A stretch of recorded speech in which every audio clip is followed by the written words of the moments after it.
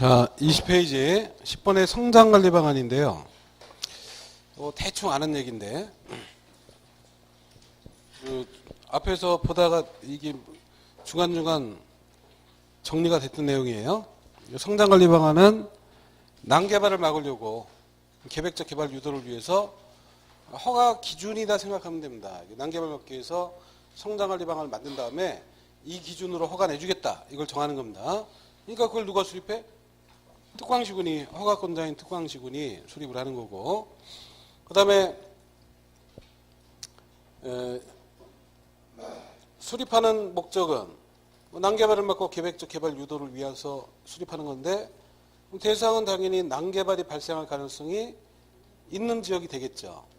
그 지역이 어디냐면 유보용도 지역이에요. 유보용도 지역이 어디냐면 자연녹지, 계획관리, 생산관리인데 허가 기준 적용을 위해서 세 가지로 나눕니다. 시가와 용도가 있고, 그 다음에 유보, 용도, 그리고 보전, 용도 이렇게 세 가지 나눠서 시가와 용도는 용도 지역이 어디겠어요? 시가와 도시 중에서도 주거지역, 상업지역, 공업지역 다 개발되는 지역. 그리고 여기는 어차피 주상공으로 개발하기로 다 확정돼 있고, 그 용도 지역에 허용되는 것 중간에 용도가 어떻게 되는지 다 정해져 있죠. 그러니까 그 허가 기준을 그냥 용도 지역 그 제한대로 허가를 내준다. 뭐 강화하고 완화하고 이런 거 없어요. 어차피 다 주상공으로 어떻게 개발될지가 정해졌으니까. 그 다음에 유보 용도는 이름대로 유보, 개발될지 보존될지 지금 모르겠다는 얘기예요. 그래서 그 지역은 자연녹지, 계획관리, 생산관리 세 군데. 원래 이제 자연녹지와 계획관리인데 그 생산관리가 추가됐다 생각하시면 돼. 여기는 어떻게 될지 모르니까 허가 기준을 어떻게 적용해? 강화 적용해? 완화 적용해? 그래서 강화할 수도 있고 강화 적용 또는 완화 적용하기 위한 게 유보용도예요. 왜냐면 개발이 될 수도 있고 개발이 안 될 수도 있고 뭐 보존이 돼야 될 경우들도 있고 개발이 될 수도 있기 때문에 보존할 필요가 있으면 행위제한 강화 적용하는 거고, 개발되면 행위제를 완화해서 적용할 필요가 있게 생기죠. 그래서 강화 또는 완화 적용을 위한 게 유보용도. 보존용도는 이제 나머지고, 보존해야 되니까 허가 기준 어떻게 적용해? 강화해서 적용한다. 이게 유보용도. 그래서 이렇게 세 가지로 나눈 거예요. 지역은 너무 뻔해요. 시가와 용도는 주상공. 유보용도만 기억하면 다 이해가 되죠. 유보용도가 자연녹지, 계획관리, 생산관리다. 이걸 일단 기억을 해야 되는데, 여기 앞에서도 나왔었어요. 어디서 나왔었나?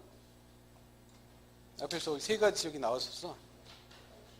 8페이지에. 도시군관리계획 2반 제한이 있고, 제한한 주민 또는 이해관계자가 제한할 수 있는 사항은 기지개를 누가? 공유가 어디 가서? 산에 가서 기는 기반시설 지구 단위계 개가 개발진흥지구 중 공업 유통물류 기능 중심의 개발진흥지구. 그 개발진흥지구가 어떤 개발진흥지구다? 산업유통개발진흥지구.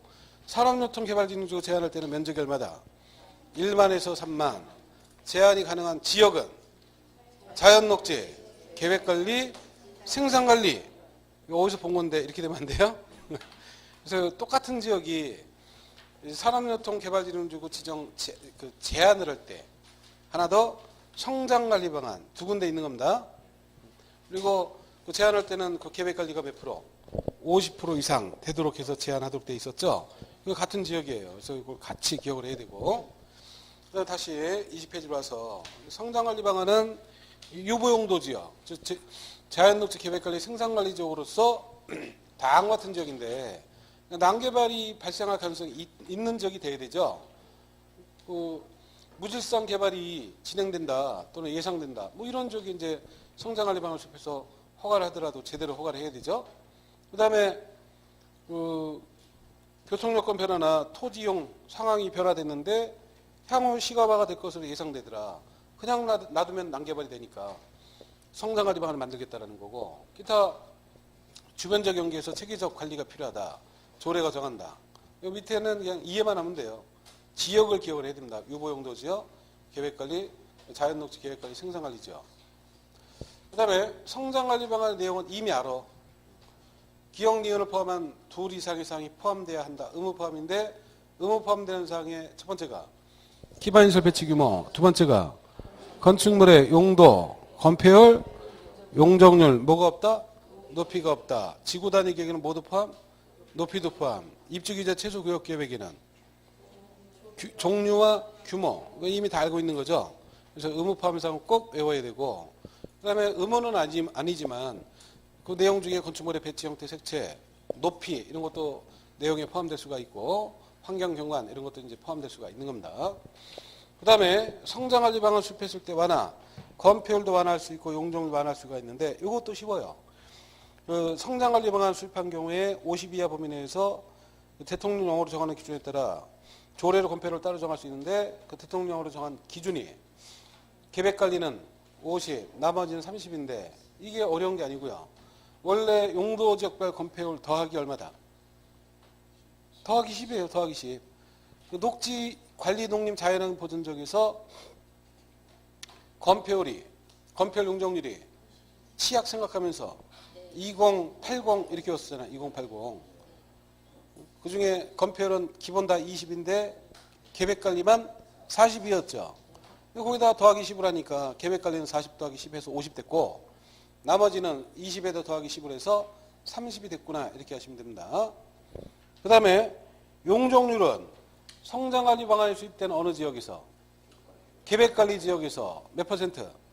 125% 범위 내에서 완화 적용할 수가 있는데 이거는 계획관리 지역만 완화가 된다를 기억하셔야 돼요. 계획관리 안에서만 125.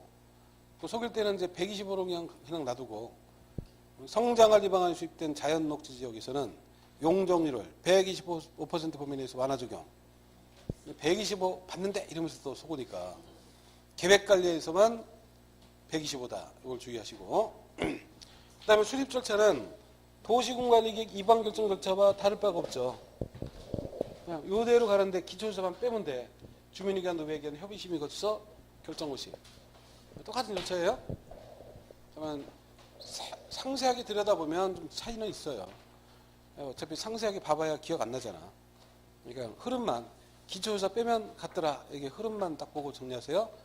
물론 그 열람 기간도 14일 똑같고 다 같은데 통과하는 기간의 차이가 있어요. 통과하는 기간이 30일로 줄어져 있는데 그것까지 기억할 수 있을래나?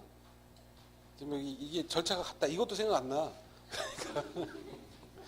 그래서 너무 깊이 들어가면 힘드니까 이 정도로 보는 거고. 다음 중앙검사. 검사는 허가한 대로 공사가 됐는가 확인하는 거니까 당연히 허가권자인 누가? 특광시군이 검사라는 거고, 중앙검사라는 거는 허가받은 대로 공사가 잘 됐는가, 공사를 잘했나 이걸 확인하는 거예요. 그럼 공사를 안 했으면 검사할 것도 있어 없어? 없어요. 그러니까 중앙검사 대상의 건축물, 공작물, 형질변경, 토속 세치는 있는데 토지 분할은 없는 거죠. 왜냐면 분할은 지적되다 천만 개면 끝나. 공사한 게 아니라 잘못된 거면 지우면 끝나잖아요. 그러니까 검사할 게 없는 거예요. 또 하나 물건 적치. 물건 쌓아놓기만 했지 공사한 게 아니잖아요. 잘못된 거면 치우면 되지. 그러니까 검사할 것도 없는 겁니다. 그래서 중앙검사 대상에는 토지 분할도 없고 적치도 없더라. 이걸 주의하시고. 다음 9절에 개발밀도관리구역. 개발밀도관리구역은 둘 다 허가를 하다 보니까 상황이 이런 상황이라 이걸 지정을 하는 거예요. 누가 지정해? 허가했던 특광시군이 둘 다 지정을 하는 겁니다. 그리고 개발밀도관리구역은 개발로 인해서 기반시설 부족한데도 설치가 곤란할 정도로 밀도가 높은 지역, 낮은 지역. 밀도가 높은 데예요. 그러니까 그 지역이 어디? 주상공밖에 없죠. 주상공. 주거, 상업, 공업에서 개발로 인해서 기반시설 부족한데도 설치가 곤란하다. 이 지역을 대상으로 지정을 하는 겁니다. 속일 때는 거기다 뭐 녹지 살짝 넣는 거니까 주상공이다. 이거 확실히 기억하면 되고. 그 다음에 지정이 되면 효과로 건폐율과 용적률 강화 적용하는 거죠. 강화되는 게 건폐율 또는 용적률을 강화 적용하는데 이 구체적으로 강화한 내용이 50%를 강화합니다. 50% 강화할 때는 용적률 50%는 맞아도 건폐율 50%는 틀리다. 이걸 주의하셔야 돼요. 그러니까 대통령령으로 정하는 바에 따라서 건폐율과 용적률을 강화 적용하는 건데 대통령령으로 정한 내용이 용적률만 50% 강화를 했어요. 그래서 건폐율 50% 틀리다. 이걸 주의하시고 그 다음에 지정할 때 절차야 지정하니까 뭘 거쳐? 시민은 기본적으로 들어가고 알려야 되니까 고시를 하는데 여기 주민의견이 있다 없다? 주민의견이 없으니까 주의하셔야 되고 그 다음에 지정 기준은 누가 정한다? 다 국토부 장관이 다 정했죠. 여기서 국토부 장관이 기준을 정하는데 이 기준 중에는 2자만 있어요. 그래서 2년 아니면 20%만 있구나. 이렇게 해서 숫자는 2다. 이것만 기억하면 됩니다. 개발밀도관리구역은 내용이 이게 다예요. 정말 단순하죠? 얼마나 쉬워. 개념만 알면 지정원 특광시군이 대상은 곤란할 정도로 밀도 높은 주상공 그다음에 효과는 강화 적용인데 건폐율 용적률 강화 적용 다음 50%는 용적률만 50% 절차는 시민 거쳐서 고시 기준은 국토부가 정하는데 2자만 있다. 이런 거 틀리면 안 돼요. 자, 교재로 다시 보면 개발밀도 관리구역 의의는 개발로 인해서 기반시설이 부족한데 설치가 곤란한 지역을 대상으로 건폐율과 용적률을 강화 적용 지정권자는 특광시군 대상은 어느 지역?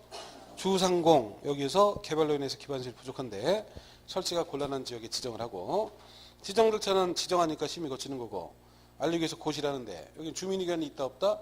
주민의견은 없는 거죠. 그 다음에 지정효과로 건폐율과 용적률을 강화 적용하는데 구체적으로 몇 프로를? 50%. 50%는 뭐를 50%?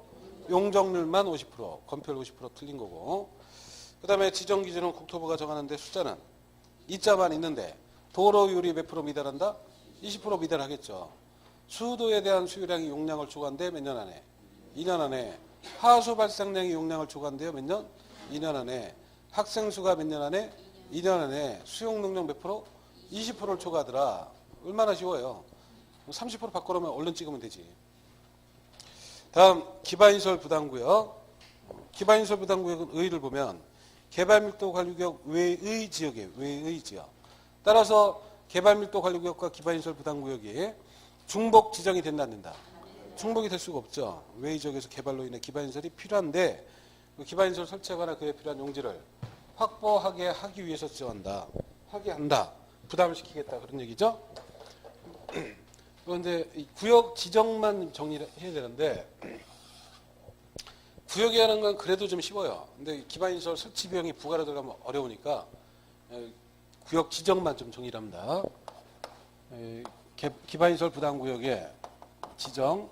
이것도 지정하는 사람은 누구다? 특광시군이 지정을 하고 그 다음에 여기서 지정할 때 절차가 있을 텐데 여기서 지정하니까 시민은 거칠 거고 알게 되니까 고시를 할 텐데 이건 특별히 뭘 듣는다? 주민 의견도 듣는다. 주민 의견이 특별히 있으니까 주의를 하셔야 돼요. 국토개법에 주민 의견이 사실은 몇 번 안 나와. 도시군관리계획을 위반할 때 주민 의견 듣죠? 그 다음에 광역도시계획이나 도시군기본계획은 그냥 주민 의견이 아니라 공청회를 통해서 하는 거니까 그냥 주민 의견 나오면 안 되죠. 나머지 없어요. 그러다가 어디 나오냐면 성장관리 방안 수립할 때 주민 의견 듣고 의회 의견 듣고 협의심의 거쳐서 고시한다. 거기 주민 의견이 들어가 있고 그 다음에 기반시설 부담구역 지정할 때 주민 의견 더 이상 없어요. 허가할 때 주민 의견 들어 안 들어? 허가할 때 주민 의견 안 듣죠. 개발행위 허가 제한할 때 주민 의견 들어 안 들어? 시민은 거쳐도 주민 의견 없어요. 단계별 집행계획 수립할 때 주민 의견 들어 안 들어? 안 들어. 그냥 협의만 거치지. 주민 의견이 별로 없어요. 그러니까 여기는 특별히 주민 의견을 들으니까 주의하셔야 되고 그 다음에 여기도 지정할 때 기준 이거 누가 정한다? 국토부 장관의 기준을 정하고 이 기준 중에는 최소 면적을 정한 게 있는데 최소 면적이 얼마다? 10만 제곱미터 이상이 되도록 지정을 해야 되고 그다음에 소규모 개발 행위가 연접 시행된대요. 어떻게 지정한다? 하나의 단위 구역으로 묶어서 지정을 하는 거죠. 그래서 연상이 아니라 연하가 좋구나 이러면서 외운다 그랬죠? 연하. 그 다음에 소규모 이제 연접 하나인데 이거는 면적이든 뭐든 다 연잡다만 하나다 이렇게 기억하세요. 개발행위 허가에서 아까 면적 기준 아까 외웠잖아. 도시 안에서는 1만, 밖에서는 3만. 도시 밖에서 주거상업공업은 연적 개발이 될 수가 없어. 이미 다 개발 끝난 지역이라. 도시 밖에 관리농림 자연환경 보전 지역에서 개발을 하는데 그 연적 개발이 될 수가 있잖아요. 연적 개발하는데 그 면적을 선정할 때 각각의 면적을 선정해요. 하나로 선정을 해?